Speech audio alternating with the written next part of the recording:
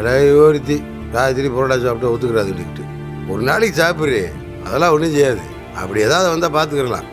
சரிங்க. இந்தா நல்லா ருசியாக இருக்கு கோமதி. இந்தா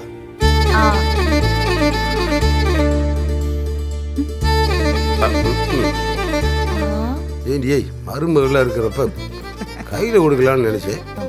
இப்போதான் 16 வயசு திரும்புதோ. ஏன் 16 வயசுல இருந்தா தான் ஊட்டி விடுவீங்களா? இப்ப ஊட்டி விட மாட்டீங்களா அம்மாக்கு? மாமா அத்தை ஆசைப்படுறாங்கல்ல, ஊட்டி விடுங்களேன்.